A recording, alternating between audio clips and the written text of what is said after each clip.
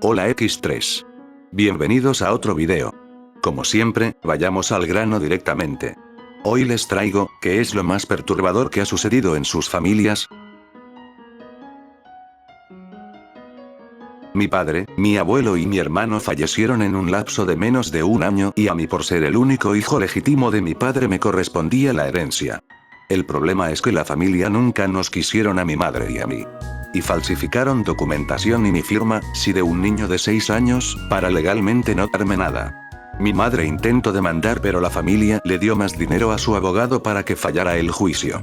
Me quedé sin nada y mi madre batalló mucho siendo viuda. A veces me salía en Facebook que gastaban el dinero en viajes a Francia, estudios en el TEC y otras cosas. Una de las tías es una quedada y se consiguió un vato que solo le sacaba dinero, otros primos solo lo utilizaron para darse sus caprichos de carros, marcas bien nacas, drogas y etcétera. Obviamente en un momento se les acabó el dinero y me buscaron, querían hacer las paces y aprovechar para conocerme. Gracias pero para mí murieron hace 20 años. Un tío mío estuvo en Rusia hace muchos años, aprendió ruso él solo y se fue por una beca. Yo no sé qué pasó, no sé si mi papá y tíos saben. Pero cuando regresó ya no quiso salir de su casa. Mi papá ha tratado de que hable o escriba un libro sobre lo que le pasó. Pero no quiere. En un chingo de años no ha salido de su casa, vive con mi abuela. Mi tío fue secuestrado por los Zetas por allá del 2010 al salir de su trabajo. Estuvieron pidiendo rescate y aunque se pagó, nunca lo entregaron. Un mes después nada más nos avisaron que ya no lo buscáramos y que podíamos ir a reclamar la casa donde vivía. Los coches hasta la fecha siguen en uso de gente desconocida.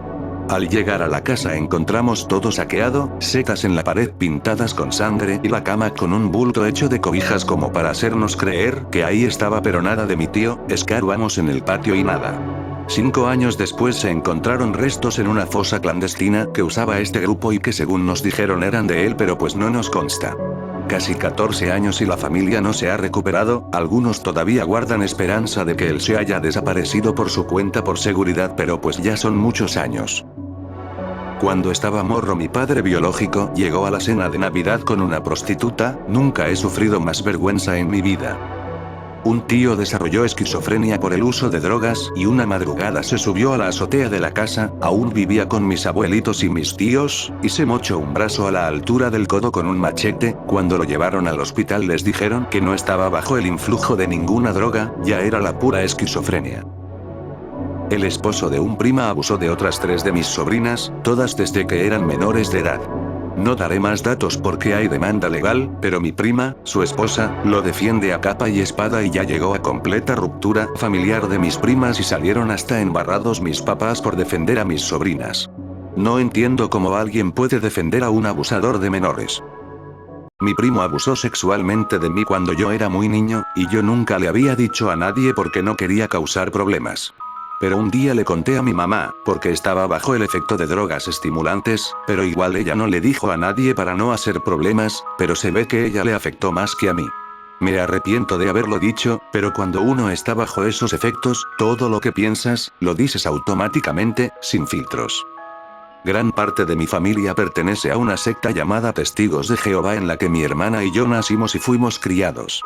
Cuando mi hermana quedó embarazada inesperadamente por tener relaciones sin estar casada fue expulsada, estatus en el que ningún otro testigo de Jehová ni familiar puede dirigirle la palabra, y mis padres la enviaron a otra ciudad a vivir con unos tíos que no son testigos porque, teniendo 18 años y estando expulsada, no debía seguir viviendo bajo el mismo techo de mis padres por riesgo a que ellos mismos fueran expulsados por tenerla viviendo allí.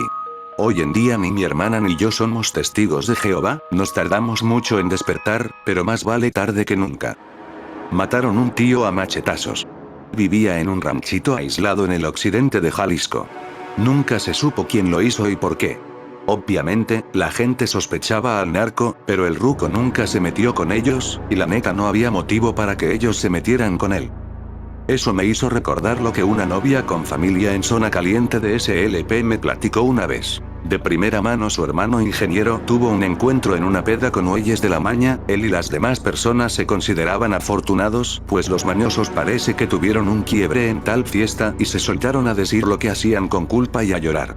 Una de las cosas que soltaron es que de todos los asesinados por el narco, muchos son solo práctica para ellos. balaceados, macheteados, decapitados, colgados, etc., son solo bajas casuales para esas mierdas de personas.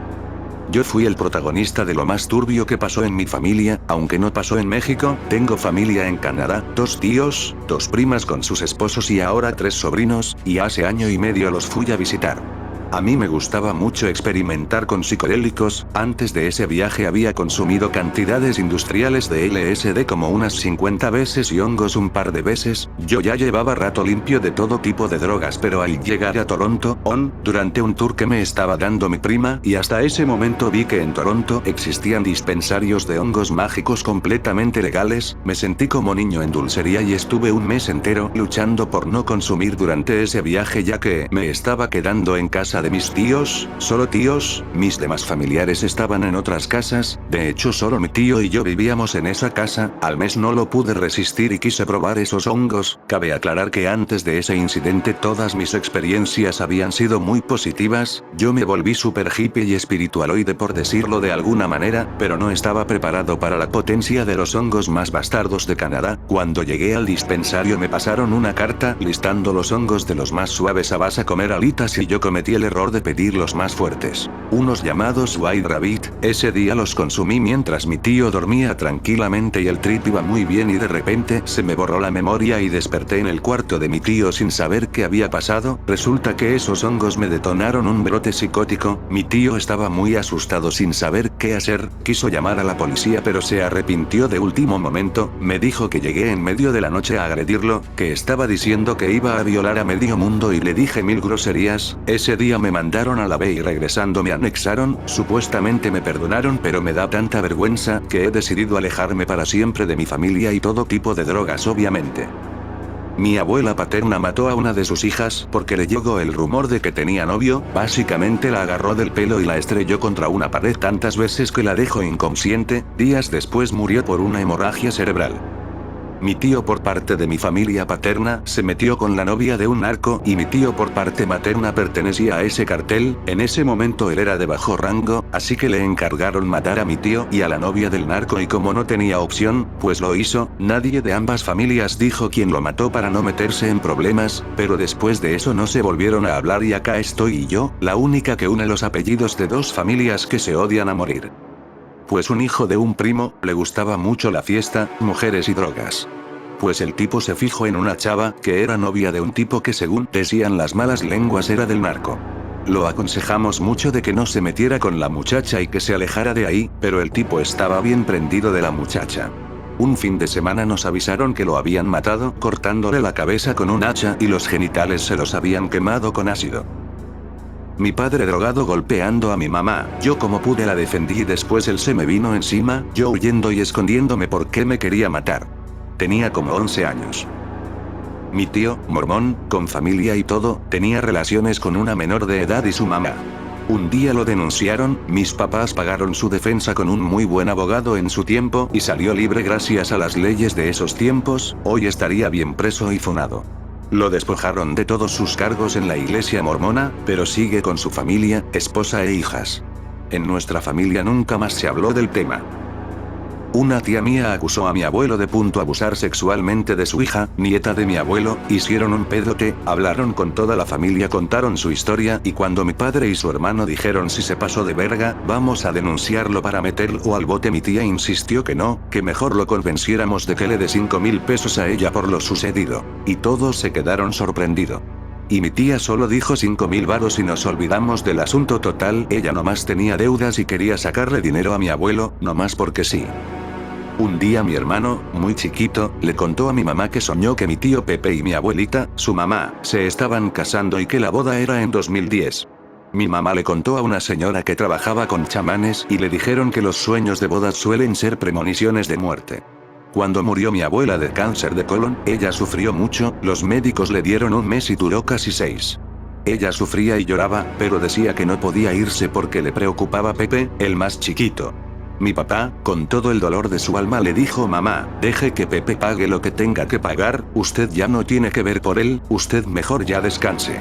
Nos duele que se nos vaya, pero usted tiene que irse a descansar. Murió a la mañana siguiente.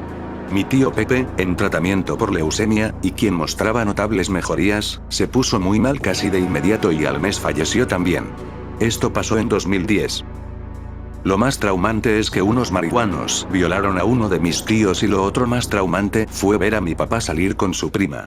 Sé que es algo muy común, y lo confirmo leyendo los comentarios aquí. Pero mi hermana fue abusada sexualmente por un primo lejano múltiples veces.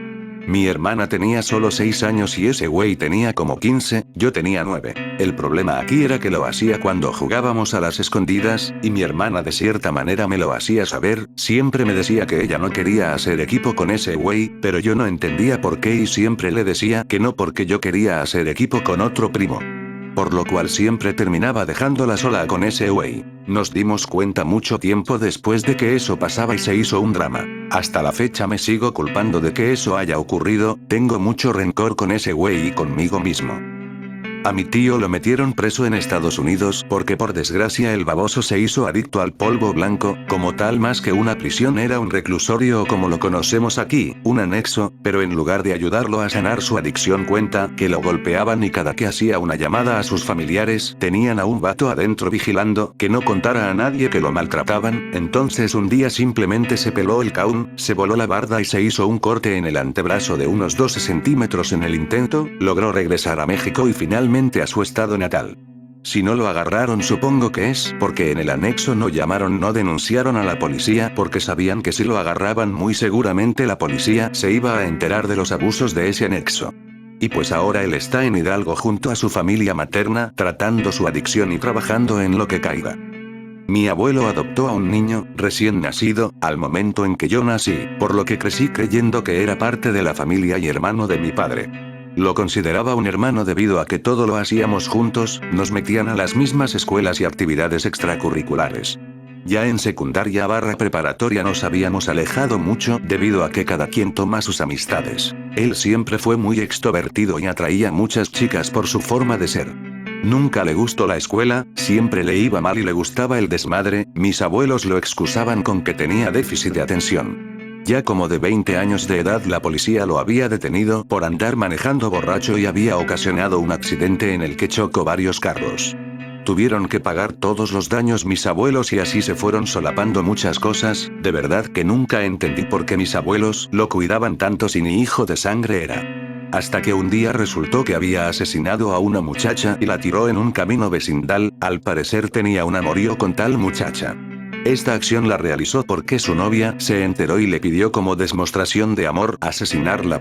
Esta persona solo manchó el nombre de la familia y mis abuelos han gastado todo su dinero pagando su protección en la cárcel y abogados. Nunca entenderé este amor enfermizo por parte de mis abuelos hacia esta persona.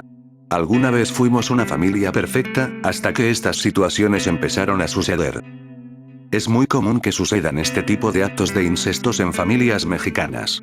A mí también me pasó cuando era todavía un chamaco de 9, 10 años.